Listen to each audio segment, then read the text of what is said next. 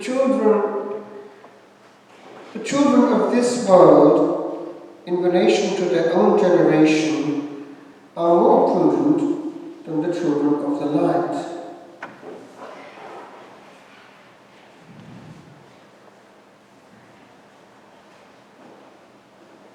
Our prior, way back in France, was talking about some very clever burglar. And when he finished his tale, he added, "On peut gagner beaucoup de mérite pour l'enfer." One can gain a lot of merit for hell. Fighting on the wrong side. Look over the planet. Is it not true that the likes of the Freemasons are way ahead of us in their strategic accuracy?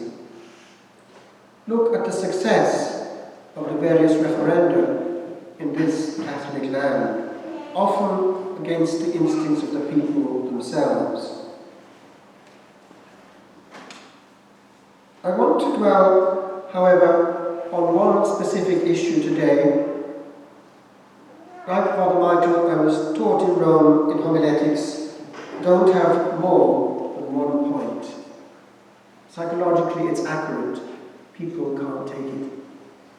But they will at one point, perhaps forever.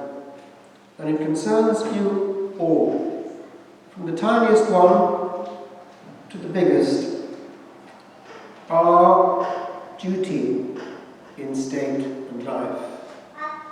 Our bit of work, our plot of land, our corner of the Lord's vineyard.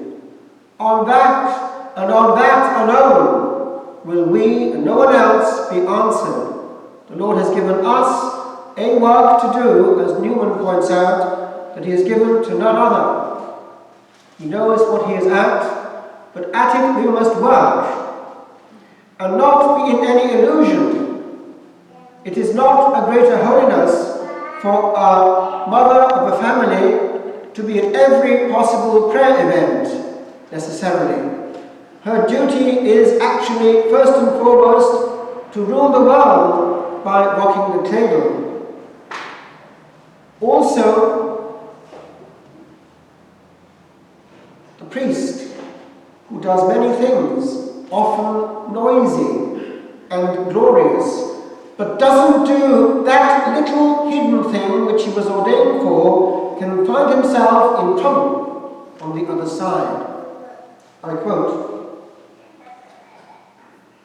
"In the 80s, I came across the Purgatory manuscript in the monastery and secretly translated it over a period of weeks, even months long. This nun was in trouble on the other side.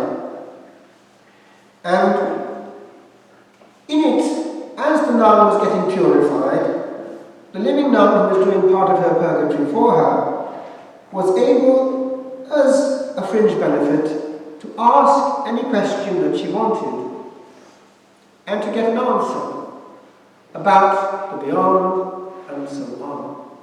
And so we have, over this long manuscript, which lasts for years, a telephone conversation. On the telephone, you have to divine what the other person is saying from the answers and questions that you're hearing. And so it is that we don't hear the questions quite often, but we can divine them, guess them. And so we have this. Such and such a priest had just died. He was a well-known, notice, giver of retreats. He had a reputation for sanctity. He used to do an awful lot of good, apparently, wherever he went. He had a powerful word, and hence a reputation. He was, of course, in heaven, bound to be. Where else? He was roasting nicely. He was au grand purgatoire, in the great purgatory. You know the levels. Oh, didn't he give retreats? Ah oui. Mais il négligeait sa paroisse. He neglected his parish. Does that sound familiar? on one bit given to us by providence are we to be examined. That bit is ours. And on it we agitate with the Spirit of God working in us, for we have grace of state. A mother has it, a father has it too, and he has a specific one, and he has to exercise it. The father of a Christian family has the authority of God the Father over his little flock. He has the power to bless the table and the children, and should do so. And in the family, although one discusses everything, it's in a monastery, his last word is the word of God the Father. There has to be a point beyond which there's no appeal. Otherwise it's pure chaos. And the will of God is in there. But therefore he must pick up what, in virtue of his state of life, he has. A bishop has it too. An abbot has it for his flock. But he won't have it necessarily elsewhere.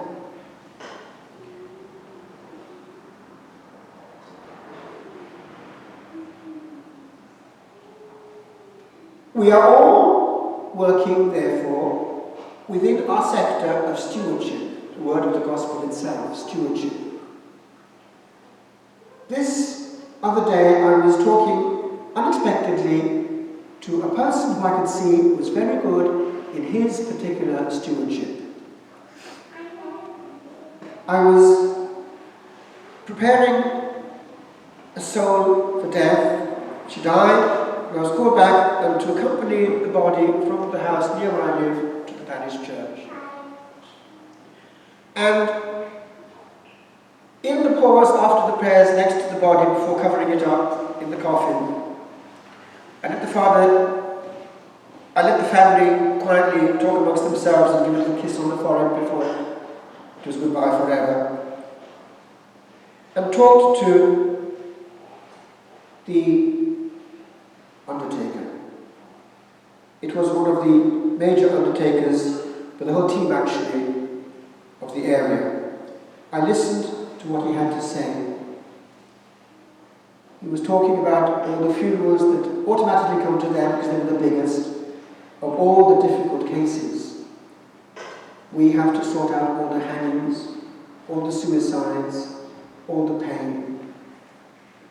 We have to do it all quietly, without being in any way indiscreet, full of secrets. They've seen it all. They're treading on eggshells all the time. And he concluded his little sharing with me. As I said, I was impressed. And he said to me quite simply, we all have to be professional in our own sector. Think of that. A pilot in the aeroplane, we're depending entirely on him. A surgeon in the operating theatre, our life is in his hands. Your children, if you send them to school, are entirely in the hands of the schoolmaster or mistress for a part of their life. We have to be professionally competent. After my mother's death, my brother was sharing with me the letters that were coming to the family. And one thing which pleased us was this. He said to me quietly in Welsh, what was coming out was this. There were letters coming all over the place from people who had been taught by her. And what's coming through is this. What a good teacher she was. And he said to me, do you know, when I was in school, I was in terrible trouble with some problem. And I went to man, and I was crying, and I couldn't do it at all. I just didn't understand it. And you know what she did? She sat me down and showed me just how much I knew and how much I could do. I went away, strengthened.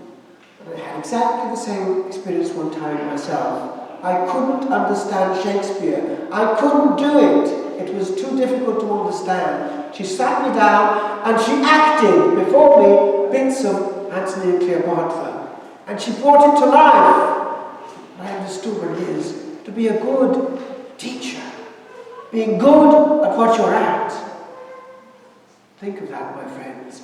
There's no job which hasn't got its professional competence. Be good at what you're at. It's a great blessing for a priest to have a soul, a person who helps with the sacred. It halves the burden. Ask any priest. It's a huge help to have a good housekeeper or sacristan or secretary. Somebody who's dependable and does the job well while being discreet. And so, my friends, I'd say to you, don't meddle with other people's fields. It's being a busybody. In Ireland, things were done until the last generation in the Irish way. Every man in Ireland pretty well could do anything. For this reason, they often had a second job. They had a farm and a job, and they were able to lay their hands to anything. It was sometimes a bit Irish, but it kind of worked. Just the other day I was talking to a person in our village whose marriage I had actually done, and he was telling me how when he was a young man he had to climb on these huge ladders in Drogheda to paint the sides of the walls. Health and safety was what it was, and one day they had to do this. There was this huge building in Drogheda, and all they could do was hoist one of the people up by a rope. There was somebody pulling on the other side of the rope from the other side of the roof until he got to the right place and painted away. And at one point, the person pulling the rope pulled it a bit with a jerk, and the poor person, paint and all, fell upside down and was hanging upside down by one foot. It happened to be that there was a person inside in a dentist's chair, and seeing this person hanging upside down before the dentist's chair, so it was slightly distracting to the dentist. Ireland in the 60s. And yet, they managed to get by. Another friend of mine, who's now recently died of cancer, when he was a young man in the 60s, helped to build the tube in London. There were miles of tube underground, and health and safety was what it was, without any modern machinery. Just danger, night and day. And got a serious injury. But they survived. They were good at what they did. They left us our tube and also our roads. You Irish, you built our roads. All work is holy, and on it we're examined. But, and this applies to each one here, do it in the monastic mode. The monk does the same thing as you. Hours were spent cleaning toilets in the monastery. But we do it in contemplation. As Our Lady worked, as St. Joseph worked, as the child Jesus worked until he went into his public ministry. Holy is the work that's in the will of God. Do it though, not listening to noise, not talking uselessly. Love and work, for that too is stamped as it goes by. The moments consecrated, and honour without any fuss or bother, we are examined. Lord, I accept this moment right now as it comes to you from your hands. Your will is in the present. I will do it well. I will do it with you. I will offer it up, and with you I will save souls. How you do it, Lord, is your mystery, but I will do well this little